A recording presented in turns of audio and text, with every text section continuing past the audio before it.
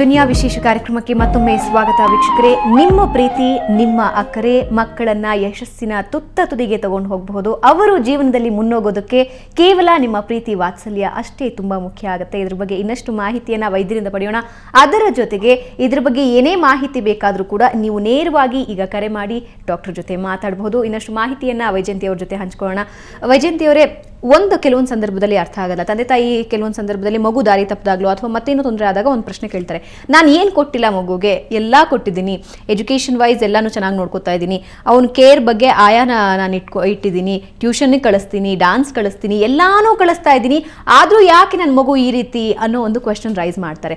ಕೆಲವೊಂದು ಸಂದರ್ಭದಲ್ಲಿ ಇದು ನಿಜಾನೂ ಅನ್ಸುತ್ತೆ, ಪ್ರತಿಯೊಂದು ಕೂಡ ಕೊಡ್ತಾ ಇದ್ದೀವಿ ಮಗುಗೆ, ಆದರೂ ಕೂಡ ಅದರ ಬೆಳವಣಿಗೆಯಲ್ಲಿ ಅಥವಾ ಈ ಪರೀಕ್ಷೆಗಳಲ್ಲಿ ಎಲ್ಲದರಲ್ಲೂ ಕೂಡ ಹಿಂದುಳಿಯುತ್ತೆ. ಸೊ ತಾಯಿಯ ವಾತ್ಸಲ್ಯಕ್ಕೂ ಆಮೇಲೆ ಇದರ ಈ ಒಂದು ಯಶಸ್ಸು ಅಥವಾ ಬೆಳವಣಿಗೆಗೂ, ಅಂದ್ರೆ ಈ ಶಿಕ್ಷಣದ ಲೆವೆಲ್ ಆಗಿರಬಹುದು ಅಥವಾ ಬೇರೆ ಕಾಂಪಿಟೇಷನ್ ಲೆವೆಲ್ ಆಗಿರಬಹುದು, ಎಷ್ಟು ಮುಖ್ಯ ಅನ್ಸುತ್ತೆ? ನೋಡಿ, ಬಹಳ ಚಿಕ್ಕದ್ರಲ್ಲೇನೆ ಇದು ಇನ್ನೊಂದು ಸಂಶೋಧನೆ, ಬಹಳ ಹಳೆ ಸಂಶೋಧನೆ. ಅದರಲ್ಲಿ ಮಕ್ಕಳದ್ದು ಅಟ್ಯಾಚ್ಮೆಂಟನ್ನ ನಾವು ಪರೀಕ್ಷೆ ಮಾಡ್ತೀವಿ. ಅದರಲ್ಲಿ ಸೆಕ್ಯೂರ್ ಆಗಿ ಅಟ್ಯಾಚ್ ಒಂದು ತಾಯಿ ಮಗುನ ಜೊತೆ ಇದ್ಬಿಟ್ಟು ಸಡನ್ ಆಗಿ ಮಗುನ್ ಬಿಟ್ಟು ಹೊರಗಡೆ ಹೋದಾಗ ಬೇರೆ ಬೇರೆ ಮಕ್ಕಳು ಬೇರೆ ಬೇರೆ ಪ್ಯಾಟರ್ನ್ ನ ವ್ಯಕ್ತಪಡಿಸ್ತವೆ. ಯಾವ ಮಗು ಸೆಕ್ಯೂರ್ ಆಗಿ ಅಟ್ಯಾಚ್ ಆಗಿದೆಯೋ ಅದು ತಾಯಿನ ಹುಡುಕುತ್ತೆ, ಅವಳು ವಾಪಸ್ ಬಂದಾಗ ಕೋಪ ಮಾಡ್ಕೊಳ್ಳುತ್ತೆ, ಆಮೇಲೆ ಅವಳು ತಪ್ಕೊಂಡಾಗ ಸಮಾಧಾನ ಪಟ್ಕೊಳ್ಳುತ್ತೆ.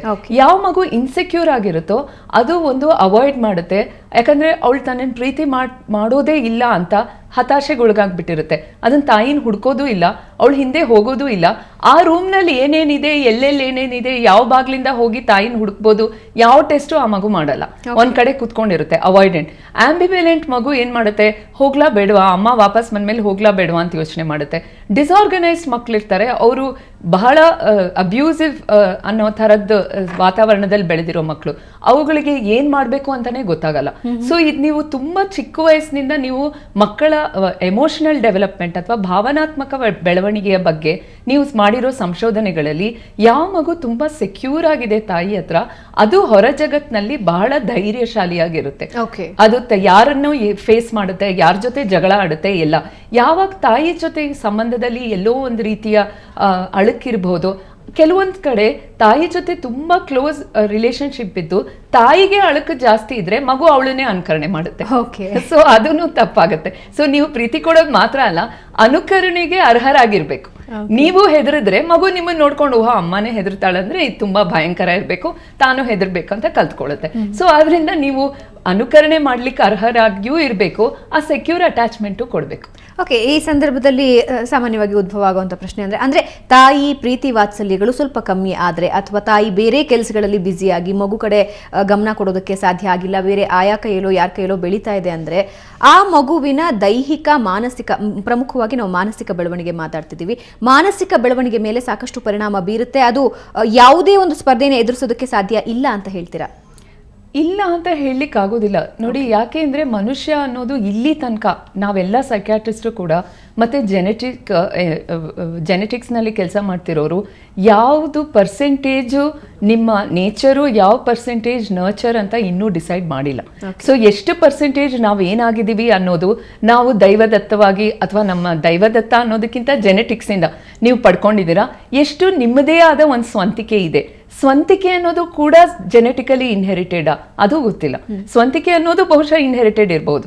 ಸ್ವಂತಿಕೆ ಜಾಸ್ತಿ ಇರೋ ತಂದೆ ತಾಯಿಗೆ ಹುಟ್ಟಿರೋ ಮಕ್ಕಳು, ಅವರಲ್ಲಿ ತಪ್ಪುಗಳಿದ್ರೂ ಇವರು ಒಳ್ಳೆ ವ್ಯಕ್ತಿಗಳಾಗಿ ರೂಪುಗೊಳ್ಬಹುದು, ಅದು ಕೂಡ ಜೆನೆಟಿಕಲಿ ಇನ್ಹೆರಿಟೆಡ್, ಅದು ಗೊತ್ತಿಲ್ಲ. ಸೊ ಆದ್ರಿಂದ ನಾವು ಇದರಲ್ಲಿ ಡೆಫಿನೆಟ್ ಆಗಿ ಆ ತಾಯಿ ಪ್ರೀತಿ ಸಿಗದೆ ಇರೋ ಮಗು ಮುಂದೆ ಬೆಳೆಯೋದೇ ಇಲ್ಲ, ನಾನು ಅದನ್ನು ಒಪ್ಕೊಳ್ಳಲ್ಲ. ಮತ್ತೆ ತಾಯಿಯ ಜಾಗದಲ್ಲಿ ಯಾರ್ಯಾರು ಬಂದು ಹೋದ್ರು, ಅಜ್ಜಿ ಇದ್ದಿರ್ಬೋದು, ಅತ್ತೆ ಇದ್ದಿರ್ಬೋದು, ಚಿಕ್ಕಮ್ಮ ಇದ್ದಿರ್ಬೋದು, ಸ್ಕೂಲ್ ಟೀಚರ್ ಇದ್ದಿರ್ಬೋದು, ಅಥವಾ ಯಾರೋ ಪುರೋಹಿತರ ಹೆಂಡತಿ ಇದ್ದಿರ್ಬೋದು, ನಮ್ಗೆ ಗೊತ್ತಿಲ್ಲ, ಯಾರ್ಯಾರೋ ಪ್ರೀತಿ ಕೊಟ್ಟಿರಬಹುದು. ಸೊ ತಾಯಿ ಕೊಡ್ಲಿಲ್ಲ ಅಂದ ಮಾತ್ರಕ್ಕೆ ಪ್ರೀತಿಯಿಂದ ಆ ಮಗು ವಂಚಿತವಾಗಿದೆಯಾ ಇಲ್ವಾ ಕಂಡು ಹಿಡಿಯೋದು ಕಷ್ಟ. ವಂಚನೆ ಆಗಿಲ್ಲ ಅಂದ್ರೆ ಬೆಳವಣಿಗೆ ನಾರ್ಮಲ್ ಆಗೇ ಇರುತ್ತೆ. ವಂಚನೆ ಆದ್ರೂ ಎಷ್ಟೋ ಮಕ್ಕಳು ನಾವು ತಾಯಿಯಿಂದ ಏನಾಗಬೇಕು ಅಂತ ಕಲಿಯೋ ಹಾಗೇನೆ ತಾಯಿನ ನೋಡಿ ನಾನು ಇದಾಗಬಾರ್ದು ಅಂತ ಕಲಿಯೋ ಮಕ್ಕಳು ಇದ್ದಾರೆ. ಓಕೆ, ಸೊ ಈಗ ಕೆಲವೊಂದು ಸಂದರ್ಭದಲ್ಲಿ ತಾಯಿ ಇಲ್ಲದೆ ಇರೋ ಎಷ್ಟೋ ಮಕ್ಕಳು ಇರ್ತವೆ, ಅಂದರೆ ಹುಟ್ಟಾನೆ ತಾಯಿನ ಕಳ್ಕೊಳ್ಳುವಂತಹದ್ದು ಅಥವಾ ಏನೋ ಒಂದು ಸಮಸ್ಯೆಯಿಂದ ತಾಯಿ ಇಲ್ಲವಾಗುವಂತಹದ್ದು, ಅಂತಹ ಮಕ್ಕಳ ಬೆಳವಣಿಗೆ ಎಷ್ಟರ ಮಟ್ಟಿಗೆ ಸಫಲವಾಗುತ್ತೆ? ಅಂದರೆ ಯಾವ ರೀತಿ ಅವರ ಮೆಂಟಲ್ ಸ್ಟೇಟಸ್ ಇರುತ್ತೆ? ನಾನು ನೋಡಿರೋ ಪ್ರಕಾರ ತಾಯಿ ಇಲ್ಲದೆ ಬೆಳೆದಿರೋ ಎಷ್ಟೋ ಮಕ್ಕಳು ಗೌರವಾನ್ವಿತ ವ್ಯಕ್ತಿಗಳಾಗಿರ್ತಾರೆ, ಬಟ್ ಅವರಲ್ಲಿ ಎಲ್ಲೋ ಒಂದ್ ಕಡೆ ಆ ಆತ್ಮವಿಶ್ವಾಸದ ಕೊರತೆ ಕಡೆ ತನಕ. ಮತ್ತೆ ಇನ್ನೊಂದೇನು ಅಂದ್ರೆ, ಯಾಕಂದ್ರೆ ನಾವು ನೋಡಿರುವ ಸಂಶೋಧನೆ ಪ್ರಕಾರ ಕೂಡ 10 ವರ್ಷದ ಒಳಗಡೆ ತಾಯಿಯ ನಿಧನವಾಗುವುದು ಒಂದು ತುಂಬಾ ರಿಸ್ಕ್ ಫ್ಯಾಕ್ಟರ್ ಫಾರ್ ಡಿಪ್ರೆಷನ್. ಮುಂದೆ ಡಿಪ್ರೆಷನ್ ಬರ್ಲಿಕ್ಕೆ ದೊಡ್ಡ ರಿಸ್ಕ್ ಫ್ಯಾಕ್ಟರ್ ಅದು. ಮತ್ತೆ ಇನ್ನೊಂದೇನಂದ್ರೆ, ಒಂದು ಆತ್ಮವಿಶ್ವಾಸ ಇರೋಲ್ಲ, ಎರಡನೇದು ಮಾತು. ನೀವು ಯಾವಾಗ್ಲೂ ನಾವು ಮದರ್ ಟಂಗ್ ಅಂತ ಹೇಳ್ತೀವಿ, ಮಾತೃಭಾಷೆ ಅಂತ ಹೇಳ್ತೀವಿ ನಮ್ಮ ಭಾಷೆಗಳಿಗೆಲ್ಲ. ಯಾಕಂದ್ರೆ ಭಾಷೆ ಬರೋದೇ ತಾಯಿಯಿಂದ. ಅವಳೇ ಮೊದಲು ಕೇಳೋದು, ಏನಾಗ್ತಿದೆ ನಿಂಗೆ, ಹಸುವಾಗ್ತಾ ಇದೆಯಾ, ನಿನಗೆ ದುಃಖ ಆಗ್ತಾ ಇದೆಯಾ, ಪೆಟ್ಟಾಯ್ತಾ, ಅವಳು ಆ ಪ್ರಶ್ನೆಗಳನ್ನ ನಿನಗೆ ಏನಾಯ್ತು ಅನ್ನೋದನ್ನ ಯಾರ ಹತ್ರ ಆದ್ರೂ ಹೇಳ್ಕೋಬೇಕು ಅಂತ ನಿನಗೆ ಅನ್ಸೋದು ತಾಯಿಯಿಂದಾನೆ. ಮೊದಲ ಭಾಷೆನೇ ಅಳು. ನಾವು ಈ ಪ್ರತಿಯೊಂದು ಮನುಷ್ಯ ಶಿಶುನು ಹೇಳುವ ಮೊದಲನೇ ಭಾಷೆನೇ ಅಳೋದು. ತಾಯಿ ಎಷ್ಟೋ ಸಲ ಈ ತರ ಹತ್ರೆ ಹಸುವಾಗಿದೆ, ಈ ತರ ಹತ್ರೆ ನೋವಾಗಿದೆ, ಈ ತರ ಹತ್ರೆ ಉಚ್ಚೆ ಮಾಡ್ಕೊಂಡಿದೆ, ಅವಳಿಗೆ ತಾಯಿ ಒಬ್ಬರಿಗೆ ಅದು ಸಾಧ್ಯ ಆಗೋದು. ಮಗು ಈ ರೀತಿ ಅಳುತ್ತಿದೆ ಅಂದ್ರೆ ಏನ್ ಕಾರಣ, ತಾಯಿ ಬಿಟ್ಟರೆ ಬೇರೆ ಯಾರಿಗೂ ಅರ್ಥ ಮಾಡ್ಕೊಳ್ಳೋದು ಬಿಕಾಸ್ ಆಫ್ ಅ ಲ್ಯಾಂಗ್ವೇಜ್. ಅದಾದ್ಮೇಲೆ ಕಾಕು ಅಂತ ಫ್ಯಾನ್ ನೋಡ್ಕೊಂಡು ಹಾಡು ಹೇಳೋದು ಅಥವಾ ಕಿಟಕಿ ನೋಡ್ಕೊಂಡು ಹೇಳೋದು, ಅದಕ್ಕೆಲ್ಲ ಅವಳು ರೆಸ್ಪಾಂಡ್ ಮಾಡ್ತಾಳೆ. ಅವಳು ವಾಪಸ್ ಏನೋ ಉತ್ತರ ಕೊಡ್ತಾ ಇರ್ತಾಳೆ ಅವಳು ಕೆಲ್ಸದ ನಡುವೆ. ಅವಾಗ ಅದನ್ನ ಮಾತು ಕಲಿಯಕ್ಕೆ ಶುರು ಮಾಡುತ್ತೆ. ಆಮೇಲೆ ಅವಳು ಎಲ್ಲಿಂದ ಮಾತು ಬರ್ತಿದೆ ಅಂತ ಅವಳನ್ನು ಹುಡುಕತ್ತೆ. ಅವಾಗ ಕಣ್ ಫಿಕ್ಸ್ ಆಗತ್ತೆ. ಮೊದ್ಲು ಕಣ್ ಫಿಕ್ಸ್ ಆಗೋದೇ ಹಾಗೆ. ಇಲ್ಲಾಂದ್ರೆ ಹುಟ್ಟಿದ ಶಿಶುವಿನ ಕಣ್ಣೇ ಫಿಕ್ಸ್ ಆಗಿರಲ್ಲ. ಎಲ್ಲಂದ್ರೆ ಅಲ್ಲಿ ಸೆಕೆಡಿಕ್ ಮೂವ್ಮೆಂಟ್ಸ್ ಇರುತ್ತೆ. ಅದು ಫಾಲೋ ಅಪ್ ಮಾಡಿ ಅದು ಫಿಕ್ಸೇಟ್ ಐ ಗೇಜ್ ಫಿಕ್ಸ್ ಆಗೋದೇ ತಾಯಿ ಮೇಲೆ. ಅವಳು ಎಲ್ಲಿ ಓಡಾಡ್ತಿದ್ದಾಳೆ ಅಂತ ಮೊದಲು ಮಗು ಅವಳೊಬ್ಳನ್ನೇ ಫಿಕ್ಸ್ ಮಾಡಿ ನೋಡಕ್ ಶುರು ಮಾಡುತ್ತೆ. ಆಮೇಲೆ ಅವಳ ಪರವಾಗಿ ಹೇಳಕ್ ಶುರು ಮಾಡುತ್ತೆ. ತುಂಬಾ ಅದು ಒಂದು ರೀತಿ ತುಂಬಾ ಮ್ಯಾಜಿಕ್. ಮಗುಗೆ ಅಮ್ಮ ಅಂತ ಹೇಳ್ಕೊಡಕ್ ಯಾರು ಹೇಳ್ಕೊಟ್ಟಿಲ್ಲ ಅಂದ್ರೆ ಅದಾಗೆ ಅದೇ ಮಮ್ಮ ಅನ್ಕೊಂಡು ಅಮ್ಮ ಅನ್ನಕ್ ಶುರು ಮಾಡುತ್ತೆ. ಯಾರು ಇನ್ನೊಂದು ಮಗು ಇಲ್ಲದೆ ಇದ್ರು ಈ ಮಗು ಅಮ್ಮ ಅಂತ ಗೊತ್ತಿರುತ್ತೆ. ಅದು ತುಂಬಾ ಮ್ಯಾಜಿಕ್. ಸೀರಿಯಸ್ಲಿ. ಓಕೆ, ಇವಾಗ ನೀತು ಬೆಂಗಳೂರಿಂದ ಕರೆ ಮಾಡಿದ್ದಾರೆ. ಸೊ ನೀತು, ನಿಮ್ ಪ್ರಶ್ನೆ ಏನಿದೆ ಡಾಕ್ಟರ್ನ ಕೇಳಿ. ಹಲೋ. ಹಾ ಹೇಳಿ. ಹಲೋ ಮೇಡಮ್, ನಮಸ್ಕಾರ. ಹಾ ನಮಸ್ಕಾರ. ನನ್ ಮಗ 5 ವರ್ಷ, ಅವನ ಹೆಸರು ಪರಮ್ ಅಂತ. ಹಾ, ಅವನು ಊಟ ಮಾಡಕ್ಕೆ ಯಾವಾಗ್ಲೂ ತೊಂದ್ರೆ ಮಾಡ್ತಾನೆ. ಮತ್ತೆ ಊಟ ತಿನ್ಬೇಕು ಅಂದ್ರೆ ನಾನು ಕೆಟ್ಟೋಳ್ ತರ ಕಾಣಿಸ್ತೇನೆ. ಓದೋ ಸಮಯದಲ್ಲಿ ನನ್ನ ಹೇಳ್ತಾನೆ, ನೀನ್ ದೆವ್ವ ತರ ಕಾಣಿಸ್ತೇವ, ಹೋಗಮ್ಮ ಅಂತ. ಅದಕ್ಕೆ ಕಾರಣ ಏನು? ಮತ್ತೆ ನಾವು ಹೊಡಿಯೋದಿಂದಾನ, ಬಯೋದಿಂದಾನ? ಮತ್ತೆ ಅವನ್ನ ತುಂಬಾ ಅವಾಯ್ಡ್ ಮಾಡ್ತೀವಿ. ಅಲ್ಲಿ ಹೋಗ್ಬೇಡ, ಇಲ್ಲಿ ಹೋಗ್ಬೇಡ, ಅಕ್ಕಪಕ್ಕವ್ರ ಜಗಳಕ್ ಬರ್ತಾರೆ, ಅವ್ರು ಹಿಂಗ್ ಮಾಡ್ತಾರೆ, ಬೇಡ, ಅದು ಮುಟ್ಬೇಡ, ಇದು ಮುಟ್ಬೇಡ ಅಂತ. ಸೊ ಹೇಗೆ ನಾನು ಅದನ್ನ ಅವನ್ನ ಅಪ್ರೋಚ್ ಮಾಡ್ಬೋದು ಅಂತ ಈ ಪ್ರಶ್ನೆಗೆ. ನೋಡಿ, ನಮ್ಮಲ್ಲಿ ಬಹಳ ಸಲ ಬೆಳವಣಿಗೆನಲ್ಲಿ ಇದನ್ನ ತಿನ್ಬೇಡ, ಅದನ್ನ ಮಾಡಬೇಡ, ಇಲ್ಲಿ ಕೂರ್ಬೇಡ, ಬೇಡ ಅನ್ನೋದೇ ಫಸ್ಟ್ ಸ್ಟಾರ್ಟ್ ಆಗಿಬಿಟ್ರೆ ಮಕ್ಕಳಿಗೆ ಅವರು ಇನ್ನೂ ಅರಳಕ್ಕಿಂತ ಮುಂಚೆನೇ ಅವರು ಕಮರಿ ಹೋಗ್ತಾರೆ. ಸೊ ನೀವು ಇದನ್ನ ಮಾಡಬೇಡ ಅನ್ನೋ ಬದಲು, ನೋಡು ಇದು ತಿನ್ನು, ಇದು ಚೆನ್ನಾಗಿದೆ ಅಂತ ತೋರಿಸಿ. ಹೆಲ್ತಿ ಆಗಿರೋ ಒಳ್ಳೆ ಆಹಾರಗಳನ್ನು ಅದನ್ನು ತುಂಬ ಚಂದ ಕಾಣೋ ಥರ ಹೆಚ್ಚೋದಾಗ್ಲಿ ಅಥವಾ ಅರೇಂಜ್ ಮಾಡೋದಾಗ್ಲಿ ಮಾಡಿ ಅವನೇ ಅದನ್ನು ಇಷ್ಟಪಟ್ಟು ತಿನ್ನೋ ಹಾಗೆ ಮಾಡಲಿಕ್ಕೆ ಪ್ರಯತ್ನ ಪಡೋದು ಬಹಳ ಇಂಪಾರ್ಟೆಂಟ್. ಆಮೇಲೆ ಓದೋದ್ರಲ್ಲೂ ಅಷ್ಟೇ, ಅದನ್ನೊಂದು ಆಟದ ಥರ ನೀವು ಮಾಡಿದರೆ ಮಕ್ಕಳು ಸುಲಭವಾಗಿ ಕಲಿತಾರೆ. ಒಂದು ಆಟದಲ್ಲಿ ನಾವು ಇವತ್ತು ಮಾತಾಡ್ತಿರೋ ಸಂಶೋಧನೆ ಪ್ರಕಾರ ಎಮೋಷನಲ್ ಮೆಮರೀಸ್, ಆ್ಯಕ್ಚುಲಿ ನಿಮಗೆ ತುಂಬ ಇಷ್ಟವಾಗಿರೋ ಟೀಚರ್ ಹೇಳ್ಕೊಟ್ಟಿರೋ ವಿಷಯನ ನೀವು ಕಡೆ ತನಕ ಮರೆಯಲ್ಲ. ಅವರು ನಿಮ್ಮನ್ನು ಪ್ರೀತಿ ಮಾಡಿದ್ರು ಅಂತ ಅವ್ರ ಸಬ್ಜೆಕ್ಟನ್ನು ಚೆನ್ನಾಗಿ ಓದಿರ್ತೀರ. ಅದೇ ನಿಮ್ಮನ್ನು ತುಂಬ ಸ್ಟ್ರಿಕ್ಟಿಂದ ನೋಡ್ಕೊಂಡಿರೋ ಟೀಚರ್ ಸಬ್ಜೆಕ್ಟಲ್ಲಿ ಯಾವ ಮಗುನೂ ಇಷ್ಟನೂ ಪಡಲ್ಲ, ಕಡೆ ತನಕ ಅದರಲ್ಲಿ ಮುಂದೆ ಬಂದ್ರೂ ಅವ್ರಿಗೆ ಅದ್ರ ಬಗ್ಗೆ ಆಸೆ ಇರಲ್ಲ. ಸೊ ನೀವು ಪ್ರೀತಿಯಿಂದ ಆಟ ಆಡ್ತಾ ಪಾಠಗಳನ್ನು ಹೇಳ್ಕೊಡೋಕ್ಕೆ, ಕಲರು ನೋಡು, ಈ ಕಾರು ರೆಡ್ ಕಲರ್ ಇದೆ, ನೋಡು ಈ ಮರ ಹಸಿರು ಕಲರ್ ಇದೆ, ನೋಡು ಈ ಆಕಾಶ ನೀಲಿ ಕಲರ್ ಇದೆ. ಆ ಥರ 5 ಇಯರ್ಸ್ನಲ್ಲಿ ನೀವು ಕಲರ್ಸು, ಶೇಪ್ಸು ಅವನ್ನೆಲ್ಲ ಐಡೆಂಟಿಫೈ ಮಾಡೋದು, ರೈಮ್ಸನ್ನು ಹಾಡು ಹೇಳ್ಕೊಂಡು ಹೇಳೋದು, ಈ ಥರ you have to make it fun. ನೀವು ಅದನ್ನು ಫನ್ ಆಗಿ ಮಾಡಿದರೆ ಮಕ್ಕಳು ಸುಲಭವಾಗಿ ಕಲಿತಾರೆ. ನನಗನ್ಸುತ್ತೆ ನೀವು ಒಂದು ಓವರ್ ಪ್ರೊಟೆಕ್ಟ್ ಮಾಡ್ತಿದ್ದೀರಾ, ಮತ್ತು ಓವರ್ ಕಂಟ್ರೋಲ್ ಮಾಡ್ತಿದ್ದೀರಾ, ಮತ್ತು ಅವನಿಗೆ ಪ್ಯುನಿಟಿವ್ ಅಂದರೆ ಪನಿಷ್ಮೆಂಟ್ ಓರಿಯೆಂಟೆಡ್ ಆಗಿ ಶಿಕ್ಷಣದಲ್ಲಿ ಶಿಕ್ಷೆ ಕೊಡ್ತಿದ್ದೀರಾ, ಶಿಕ್ಷಣ ಕೊಡ್ತಾ ಇಲ್ಲ. ಹಾಗಾಗಿ ಅವ್ನು ರೆಸಿಸ್ಟ್ ಮಾಡ್ತಾ ಇದ್ದ. ಓಕೆ, ಸೊ ವೀಕ್ಷಕರೇ, ಇಂತಹ ಹಲವಾರು ಅನುಮಾನಗಳು ನಿಮ್ಮನ್ನು ಕಾಡ್ತಾ ಇರಬಹುದು. ನೀವು ಕೂಡ ಕರೆ ಮಾಡಿ ಡಾಕ್ಟರ್ ಜೊತೆ ಮಾತಾಡಬಹುದು. ಎಲ್ಲಕ್ಕೂ ಮುಖ್ಯವಾಗಿ ಗಮನ ಹರಿಸಬೇಕಾಗಿರೋದು, ನಿಮ್ಮ ಮಗು ನಿಮ್ಮ ಪ್ರೀತಿಯನ್ನು ಯಾವ ಮಟ್ಟದಲ್ಲಿ ತಗೋತಾ ಇದೆ, ನೀವು ಯಾವ ಮಟ್ಟದಲ್ಲಿ ಅದರ ಬಗ್ಗೆ ಕೇರ್ ಕೊಡ್ತಾ ಇದ್ದೀರಾ ಅನ್ನೋದ್ರ ಬಗ್ಗೆ. ಈ ಬಗ್ಗೆ ಇನ್ನಷ್ಟು ಚರ್ಚೆ ಇದೆ, ನೀವು ಕೂಡ ಕರೆ ಮಾಡಿ ಮಾತಾಡಬಹುದು. ಅದಕ್ಕೂ ಮುಂಚೆ ಒಂದು ಸಣ್ಣ ವಿರಾಮ.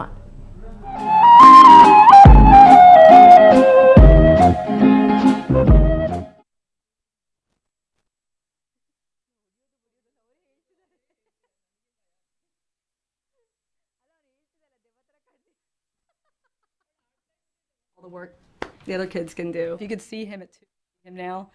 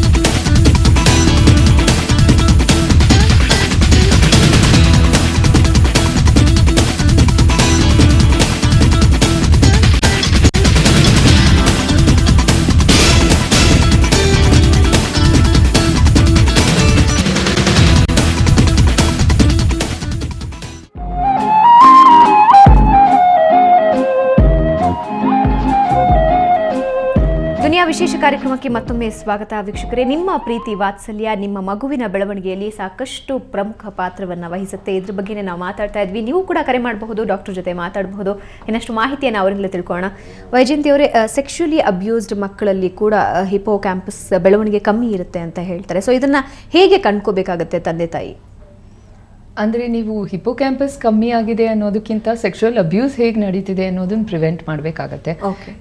ಯಾಕಂದರೆ ಇದರಲ್ಲಿ ಬಹಳ ಕಡೆಯಲ್ಲಿ ನಾವು ನೋಡಿರೋ ಪ್ರಕಾರ ಬಹಳ ಚಿಕ್ಕ ಮಕ್ಕಳಲ್ಲೂ ಈ ರೀತಿಯ ಶೋಷಣೆ ಆಗತ್ತೆ. ಮತ್ತು ಯಾರ ಹತ್ರ ನೋಡ್ಕೊಳಕ್ಕೆ ಬಿಟ್ಟು ಹೋಗ್ತಾರೋ ಅವರು ಒಂದು ರೀತಿಯ ಮಗುವಿನ ಪ್ರೈವೇಟ್ ಪಾರ್ಟ್ಸ್ ಮುಟ್ಟೋದಾಗಲಿ ಅಥವಾ ಅದನ್ನು ಬೇರೆ ರೀತಿಯಲ್ಲಿ ಚಿಗುಟೋದು, ಇನ್ನೊಂದು ಥರ ಯಾವುದೇ ಒಂದು ರೀತಿಯ ಕ್ರೌರ್ಯ ಈ ರೀತಿ ಮಾಡಬೇಕಾದ್ರೆ ಮಗುಗೆ ತುಂಬ ಭಯ ಆಗುತ್ತೆ. ಮತ್ತೆ ಅದಕ್ಕೆ ಏನು ನಡೀತಿದೆ ಅಂತ ಗೊತ್ತಾಗಲ್ಲ. ಅದರಿಂದ ಆವಾಗ ರಿಯಾಕ್ಟ್ ಮಾಡ್ತಾರೆ. ಸೊ ಮಕ್ಕಳಿಗೆ ನೀವು ಇನ್ನೊಬ್ಬರ ಜೊತೆ ಬಿಟ್ಟು ಹೋಗ್ಬೇಕಾದ್ರೆ ಎಲ್ಲಿ ಮುಟ್ಬಹುದು, ಎಲ್ಲಿ ಮುಟ್ಬಾರ್ದು, what is a good touch, what is a bad touch ಅನ್ನೋದನ್ನ ಮಕ್ಕಳಿಗೆ ಹೇಳ್ಕೊಡ್ಬೇಕಾಗತ್ತೆ ಎಲ್ಲಿ ಕಳಿಸ್ಬೇಕಾದ್ರೇನು. ಇದನ್ನ ಬೇರೆ ದೇಶಗಳಲ್ಲಿ ಬಹಳ ಚಿಕ್ಕ ಮಕ್ಕಳಲ್ಲೇ ಹೇಳ್ಕೊಡ್ತಾರೆ. ಆದ್ರೆ ನಮ್ಮ ದೇಶದಲ್ಲಿ ಇದ್ರ ಬಗ್ಗೆ ಮಾಹಿತಿ ಕಮ್ಮಿ ಇದೆ, ಅದರ ಎಜುಕೇಶನ್ ಕಮ್ಮಿ ಇದೆ. ಆದ್ರಿಂದ ತಂದೆ ತಾಯಿಗಳೇ ಈ ಕೆಲಸ ಮಾಡೋದು ತುಂಬಾ ಉತ್ತಮ.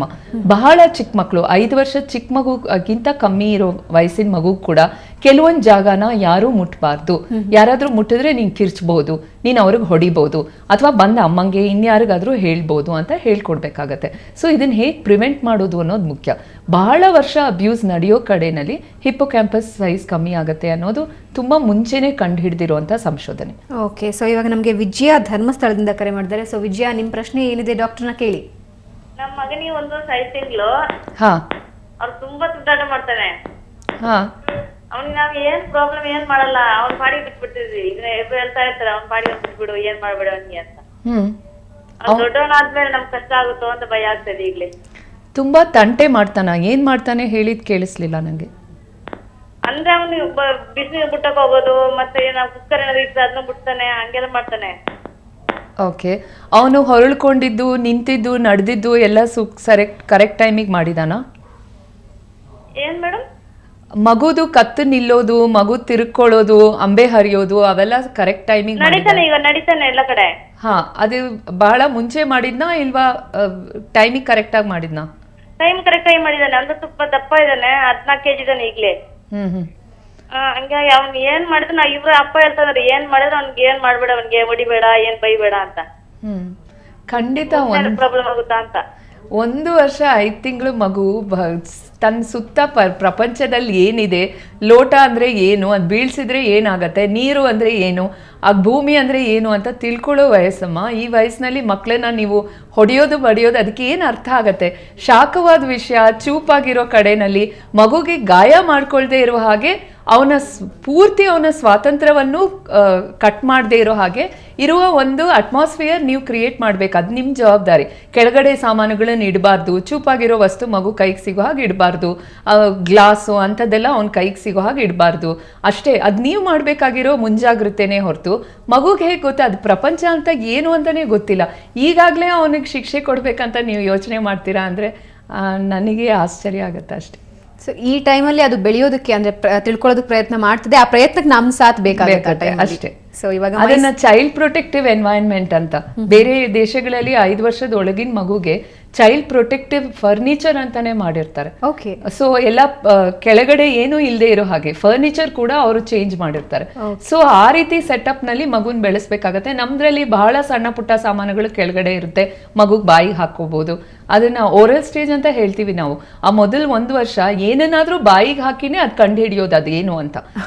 ಸೊ ಅದು that is a stage of development.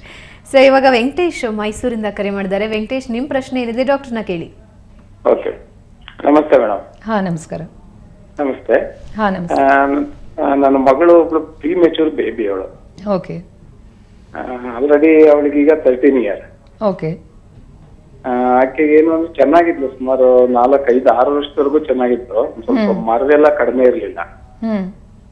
But ಈಗ ಇತ್ತೀಚೆಗೆ ಯಾವುದೇ ಒಂದು ಇದಾದ್ರೂ ಮರವು ಅಂತಾಳೆ. ಈಗ ಹೋಗಿದ್ದೀನಿ ಸ್ವಲ್ಪ ಹೊತ್ತು ಓದ್ತಾಳೆ, ಬಟ್ ನೆಕ್ಸ್ಟ್ ಕೇಳಿದ್ರೆ ಅದ್ರ ಬಗ್ಗೆ ಮರ್ತ್ಕೊಂಡಿರ್ತಾಳೆ. ಕಾರಣ ಏನು ಅಂತ ಗೊತ್ತಿಲ್ಲ. ನೋಡಿ, ನೀವು ಹೇಳ್ತಿರೋದು ನೋಡಿದ್ರೆ ಅವಳ ಬುದ್ಧಿ ಶಕ್ತಿಯಲ್ಲಿ ಎಷ್ಟು ಮಟ್ಟಿಗೆ ಅವಳಿಗೆ ನಾರ್ಮಲ್ ಬೆಳವಣಿಗೆ ಇದೆ ಅಂತ ತಿಳ್ಕೊಬೇಕು. ಪ್ರಿಮೆಚ್ಯೂರಿಟಿ ಡೆಫಿನೆಟ್ ಆಗಿ ಬುದ್ಧಿ ಮಾಂದ್ಯತೆ ಏನೋ ಕಾಸ್ ಮಾಡಲ್ಲ. ಬಟ್ ಆದರೆ ಕೆಲವು ಮಕ್ಕಳಿಗೆ ನಾರ್ಮಲ್ ಮಕ್ಕಳಿಗಿಂತ ಸ್ವಲ್ಪ ಕಮ್ಮಿ ಪೊಟೆನ್ಷಿಯಲ್ ಇರಬಹುದು. ಅವಾಗ ಏನಾಗುತ್ತೆ, ಹೈಯರ್ ಸ್ಟ್ಯಾಂಡರ್ಡ್ಸಿಗೆ ಹೋಗಬೇಕಾದ್ರೆ ಅದು ಕಂಡು ಬರುತ್ತೆ. ಚಿಕ್ಕ ಸ್ಟ್ಯಾಂಡರ್ಡಲ್ಲಿ ಅದು ಕಂಡು ಬರಲ್ಲ. ಚಿಕ್ಕ ಸ್ಟ್ಯಾಂಡರ್ಡ್ಸ್ನಲ್ಲಿ ಬೇರೆ ಮಕ್ಕಳ ಜೊತೆ ಸರಿಸಮವಾಗಿ ಅವ್ರು ಇರಬಹುದು.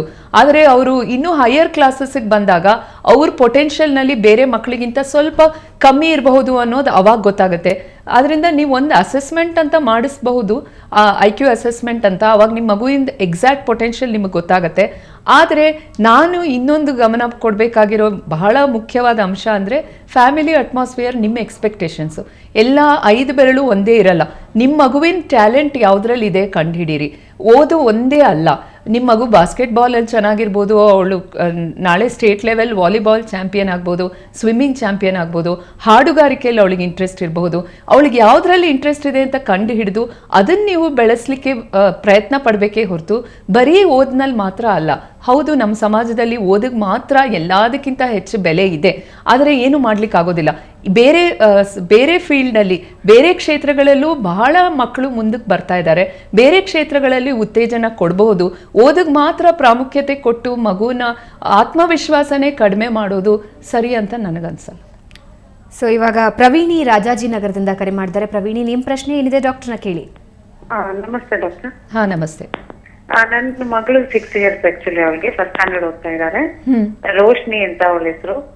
ಅವಳು ತುಂಬಾ ಹೈಪರ್ ಆಕ್ಟಿವ್. ಅವಳಿಗೆ ಓದ್ಸೋ ಕೂರ್ಸಿದ್ರೆ 5 ನಿಮಿಷ ಒಂದ್ ಸತ್ರ ಕೂರಲ್ಲ.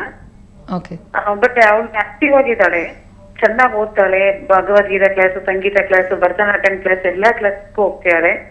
ತುಂಬಾ ಇಂಟೆಲಿಜೆಂಟ್ ಇದ್ದಾಳೆ. ಬಟ್ ಏನ್ ನನ್ ಕ್ವೆಶನ್ ಅಂದ್ರೆ, ಒಂದು ಸೆಕೆಂಡ್ ನಿಲ್ಲಲ್ಲ ಅವಳು. ನಾನು ಓದ್ಸೋ ಕೂರ್ಸಿದ್ರೆ 5 ನಿಮಿಷದ ಮೇಲೆ ಜಾಸ್ತಿ ಮಾಡ್ತಾರೆ. ಮತ್ತೆ ಅವಳು 5 ನಿಮಿಷ ಕುತ್ಕೊಂಡು ಓದಲ್ಲ. ಅದೇ ನಂದು ಪ್ರಾಬ್ಲಮ್. ಕಂಟ್ರೋಲ್ ಮಾಡ್ಬೇಕು. ನನಗೆ ನಿಮ್ಮ ಸಮಸ್ಯೆ ಪೂರ್ತಿಯಾಗಿ ಎಲ್ಲೋ ಮಿಸ್ ಆಗ್ತಿದೆ ಅನ್ಸುತ್ತೆ. ಯಾಕಂದರೆ ನೀವು ಹೇಳೋದು ನೋಡಿದ್ರೆ ಇಷ್ಟೊಂದು ಹೈಪರ್ ಆಕ್ಟಿವ್ ಅಂದರೆ attention deficit hyperactivity disorder ಅಂತ ಒಂದು ಡಿಸಾರ್ಡರ್ ಇದೆ. ಅದರಲ್ಲಿ ಮಗು ಗಮನ ಕೊಡುವುದು ಕಷ್ಟ ಆಗುತ್ತೆ, ಅಷ್ಟರ ಲೆವೆಲಿಗೆ ಹೈಪರ್ ಆಕ್ಟಿವ್ ಆಗಿರುತ್ತೆ. ನಿಮ್ಮ ಮಗು ನೋಡಿದ್ರೆ ಅದು ಚೆನ್ನಾಗಿ ಓದ್ತಾಳೆ, ಚೆನ್ನಾಗಿ ಡ್ಯಾನ್ಸ್ ಮಾಡ್ತಾಳೆ, ಚೆನ್ನಾಗಿ ಹಾಡು ಹೇಳ್ತಾಳೆ ಅಂತೀರಾ. ಹಾಗಂದಮೇಲೆ ಅವಳು ಗಮನ ಕೊಡದೆ ಇವೆಲ್ಲ ಮಾಡ್ಲಿಕ್ಕೆ ಸಾಧ್ಯ ಇಲ್ಲ. ಸೊ ನೀವು ಎಕ್ಸ್ಪೆಕ್ಟ್ ಮಾಡ್ತಿರೋ ಆ ಒಂದು ಕೈ ಕಟ್ಟಿ ಬಾಯಿ ಮುಚ್ಚಿ ಕೂತ್ಕೋಬೇಕು ಅನ್ನೋ ಥರದ್ದು, ಅದು ನಿಮ್ಮ ನಿರೀಕ್ಷೆಯಲ್ಲಿ ಏನಾದ್ರು ತಪ್ಪಿದೆಯಾ ಅಥವಾ ಮಗುವಿನ ಬೆಳವಣಿಗೆಯಲ್ಲಿ ತಪ್ಪಿದೆಯಾ? ಇದು ಕಂಡುಹಿಡಿಲಿಕ್ಕೆ ಬಹುಶಃ ನಾನು ಮಗುವನ್ನು ನೇರವಾಗಿ ನೋಡಬೇಕಾಗಬಹುದು. ನೀವು ಆಸ್ಪತ್ರೆಗೆ ಕರ್ಕೊಂಡು ಬನ್ನಿ, ಆವಾಗ ನೋಡಬಹುದು. ಇದು ಬಹುಶಃ ಫೋನ್ನಲ್ಲಿ ನನಗೆ ಪೂರ್ತಿ ಚಿತ್ರ ಗೊತ್ತಾಗ್ತಾ ಇಲ್ಲ. ಓಕೆ, ಸೊ ವೀಕ್ಷಕರೇ, ಇದ್ರ ಬಗ್ಗೆ ಇನ್ನಷ್ಟು ಮಾಹಿತಿ ನೀಡ್ತೀನಿ. ಅದಕ್ಕೂ ಮುಂಚೆ ಒಂದು ಸಣ್ಣ ವಿರಾಮ.